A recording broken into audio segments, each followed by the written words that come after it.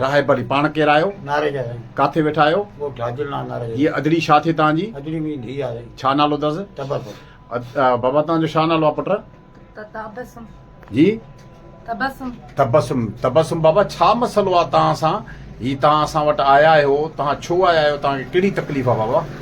मुंहिंजी ज़िंदगी खतरो आहे, स्कूल बि कोन था वञनि, ज़बरदस्ती रिश्तो था घुरनि, ज़मीन ते कब्ज़ो कुदाए, सिपाही रफ़ीक नार जो जीअण जंजाल करे छॾियो आहे, तोहफ़ो ॾिनो वञे, खोड़ा प्लीज़ तहफ़ुज़ फराहम करे फोसे तम त मां लिखी पढ़ी बेकाम जी शागिर्दानी एॾी वॾे न्याय ज़ुल्मनाक बर्बाद कयो आहे, जंहिंजो सुकून ज़िंदगी बर्बाद करण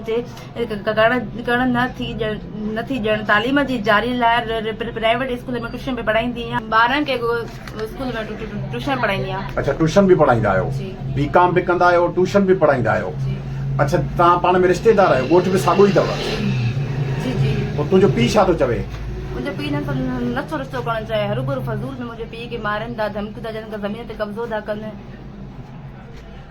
छा नालो आहे साईं तव्हांजो? मुंहिंजो नालो साईं रायबली। रायबली ही तव्हांजी न्याणी आहे तबसुम, तव्हां इन सां गॾिजी आया आहियो, तव्हांजो छा चवणु आहे? असांजो चवणु इहो आहे त हो चवंदा हो जहिल माण्हुनि चवंदा ज़रूरी तव्हांखे रिश्तो ॾे, तालीम बंदि कराए, जेका असां चवंदा था हेॾी सारी न्याणी पढ़ाई आहे, महिनत कई आहे, इन सचाई ते उनजे करे हुन असांजे ज़मीन ते कब्ज़ो कयो आहे। 6 महीना थिया आहिनि असांखे लोड उते ज़मीन में पियो आहे थियो। हाणे अॼु वरी असां पाणी ते विया हुयासीं, पाणीअ ते बि उते वरी असांखे साॻा असांखे धक पिया। न तोखो जो तुंहिंजे न्याणीअ जो रिश्तो कंहिंजे लाइ था घुरनि? पंहिंजे भाउ लाइ थो घुरे। कहिड़े लाइ? हबीबुर रहमान लाइ। पोइ तूं छा थो चवनि? असां नथा ॼण चाहियूं। अच्छा, हा।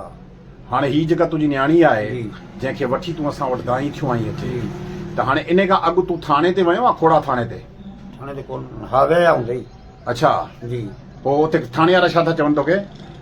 थाणे वारा भिटकाए मोटाए था छॾनि। हो भाउ सर आहे, हो पुलिस वारो आहे, हुनजो ॿियो भाउ बि मोहम्मद यासीन बि पुलिस में आहे, हुनजा ॿाहिरि आहिनि, उहे बि बदमाश क़िस्म जा माण्हू।